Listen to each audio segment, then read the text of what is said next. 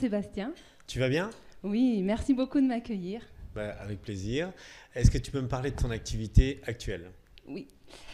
Alors aujourd'hui, j'accompagne des personnes qui sont en couple à vivre une vie intime qui soit plus épanouie. D'accord. Qu'est-ce que tu entends par une vie intime? Alors, la vie intime, ça va regrouper plusieurs aspects du couple. À la fois la sexualité, bien sûr, et également l'intimité au sens plus large, c'est-à-dire comment ça se passe dans le foyer, la gestion du quotidien.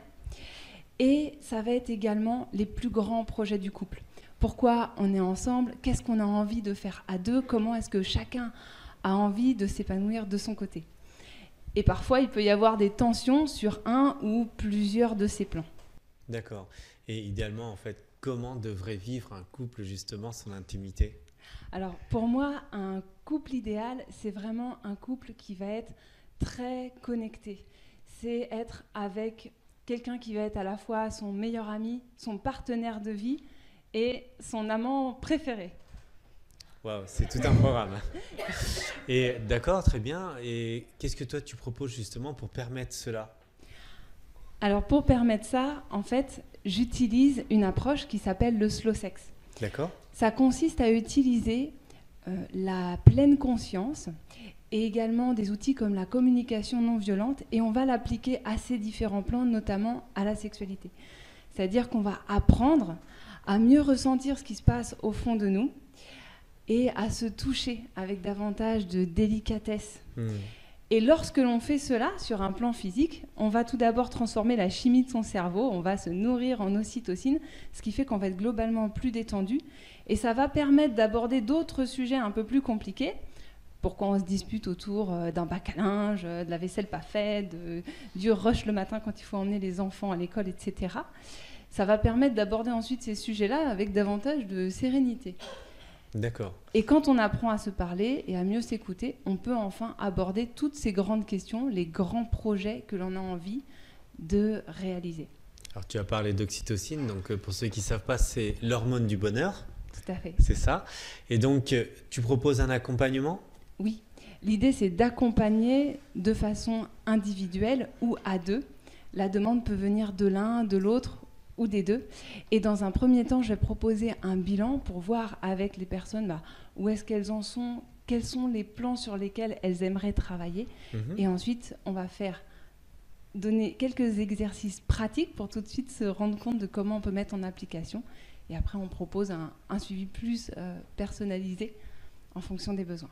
D'accord. Alors, c'est un programme long, court. Comment ça se passe? Alors ça, c'est vraiment en fonction de ce avec quoi viennent les personnes. Parfois, il suffit vraiment d'un petit coup de pouce. Les problématiques de chacun. Exactement. Et parfois, les tensions sont très anciennes. Il y a beaucoup de choses qui se sont accumulées. Et donc, ça va demander un petit peu plus de travail pour arriver à tout dénouer pas à pas. Et comment je fais, moi, pour gérer mon budget et me dire, tiens, en fait, ça m'intéresse ce que fait Hélène, mais j'aimerais savoir quel budget j'alloue à cette problématique-là. Est-ce que tu as des packages d'accompagnement? Alors, l'idée, c'est de faire aussi en fonction des besoins des personnes. D'accord. Pour les personnes qui veulent faire attention à leur budget, moi, mon approche, c'est de proposer aux personnes qui sont autonomes également des outils pour qu'elles puissent avancer et faire un maximum de leur côté si c'est leur souhait. D'accord. C'est-à-dire qu'il y a énormément de ressources, de livres, d'ouvrages, etc. Et on peut choisir finalement quel degré d'accompagnement on souhaite. Soit d'être pris par la main de A à Z, ou d'être plus autonome et du coup d'avoir simplement un temps de bilan et puis des suivis, mais relativement espacés. Donc voilà, ça reste. Si je comprends bien, tu as un panel d'offres très adapté en fait, aux besoins des personnes. Tout à fait. Comment on fait pour te retrouver? Alors pour me retrouver, vous pouvez aller sur la page Facebook de Madame Plan B. Madame Plan B, c'est génial. Voilà. Okay. Le plan A, ce serait de se résigner, d'accepter les disputes, les tensions et en quelque sorte une vie de couple un peu médiocre. Le plan B, c'est d'oser apprendre et de reprendre en main son intimité. Waouh. Et d'où est venue cette idée de plan B? Alors, dans dans ma vie, ce qui s'est passé, c'est que j'ai moi-même traversé un certain nombre d'épreuves.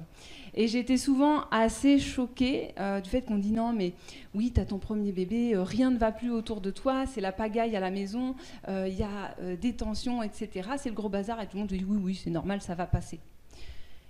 Et moi, j'ai jamais voulu accepter ça. J'ai dit, certes, il y a des crises, un couple, c'est dynamique, il y a bien sûr des épreuves que l'on surmonte. Mais pour moi, l'idée, c'est vraiment pas de se résigner et d'accepter des voies toutes tracées comme si c'était normal et comme s'il n'y avait aucune solution possible. Bien sûr, on n'a pas appris à l'école à communiquer, on n'a pas appris qu'est-ce que c'est l'intimité, comment on peut en prendre soin. Et du coup, le plan B, c'est d'être plus créatif et d'aller inventer une autre manière de fonctionner, une autre manière de communiquer. Super. Alors, ton slogan, c'est ? Donc le slogan, c'est « Osez et prenez en main votre intimité ».